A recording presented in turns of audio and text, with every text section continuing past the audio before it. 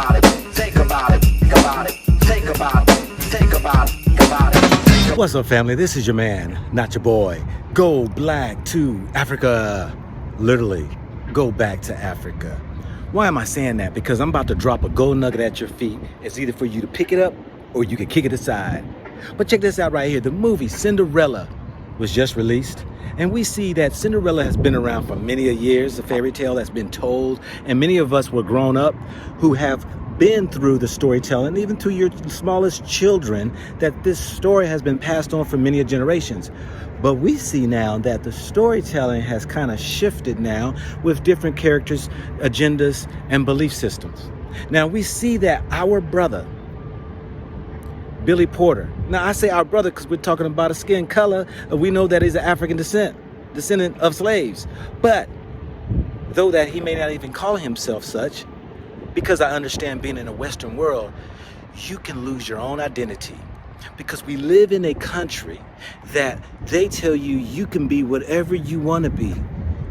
You could marry whomever, you could be with whomever, you can choose to gender switch, you can do however which way you want. Now, I cannot get mad at the Western world, Europeans, white folks who believe this thing because this is in their cultures. If you look for hundreds of years, this is just how they've been and it's in their culture. So not upset at that. But the thing that really is concerning is that when we have lost our history of who we are as a people and we subscribe to other cultures, that is very discerning to me. But let me get into this right here, because Billy Porter played the fairy godmother.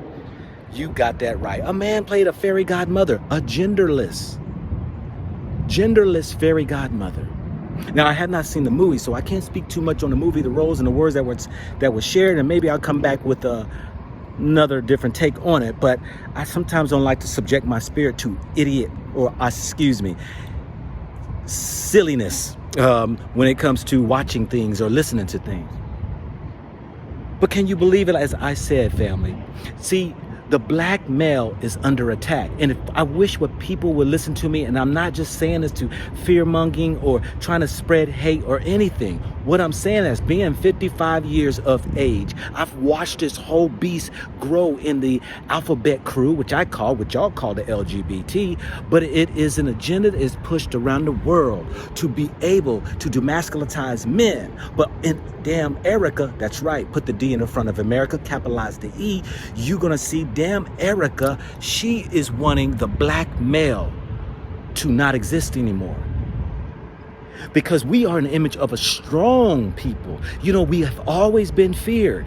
We have always been feared from the times we stepped foot on the shores, in the shackles, in the chains, that they saw that the Mandinkas, that the so-called Fulanis, these tribal people who were strong, this is the only reason why they were even put into slavery, that by the muzzle of a gun can put a people into slavery, but then the men, they can go ahead and demasculinize them.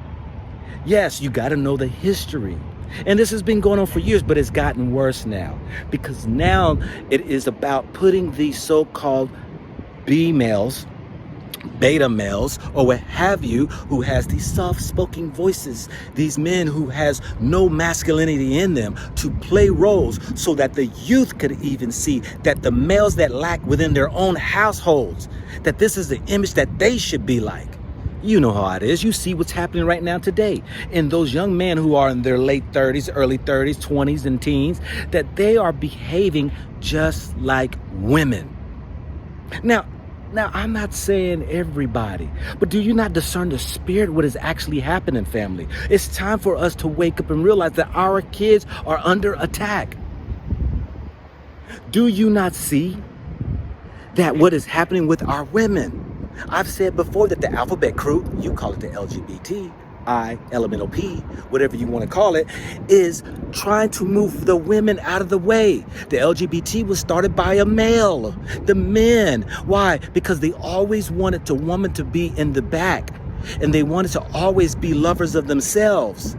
This is why it's easy to receive that when you see the transgender, especially the men are transgender over to the women, that these and the men are gay, that it is nothing more than them to have each other for themselves. This ain't me talking at the side of my neck. This is a history of study, a history of research of how cultures and mindsets and mentalities actually exist here in this country and in Europe.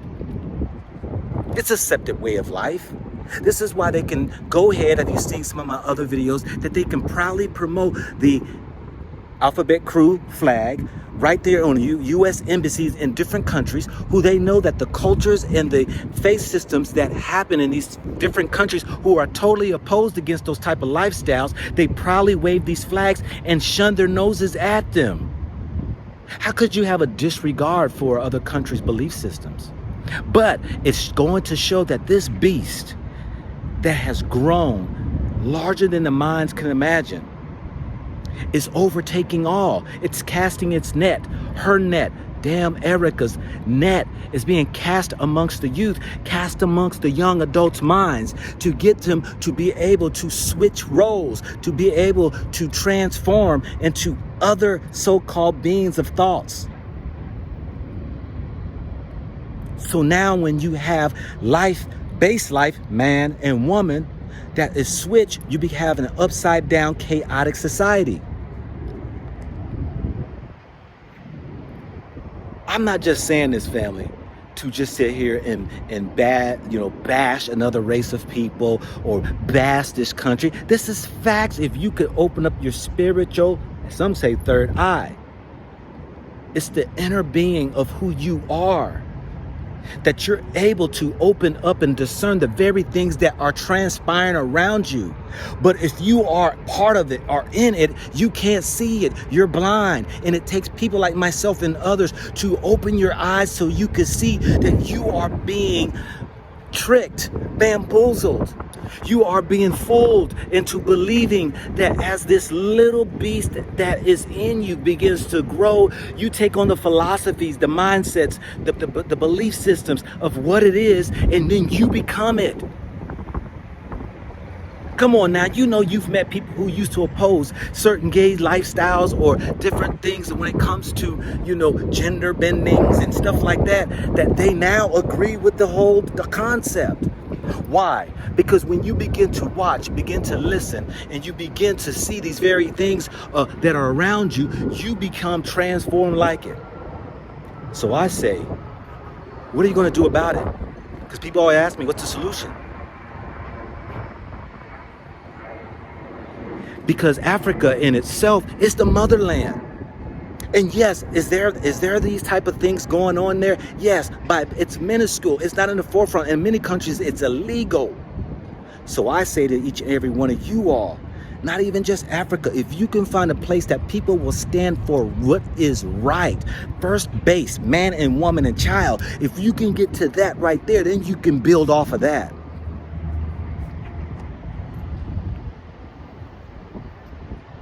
So I go ahead and I am blowing the horn of freedom, the horn of enlightenment, the horn of illumination, for you to be able to wake up and realize the attack is on, not by the muzzle of the gun, not by the shells and of the missiles, the bombs, but this is an outright war within the spiritual realm that many people don't even understand. Take the gold nugget, pick it up, or kick it aside. Think about it, think about it, think about it, think about it, think about it.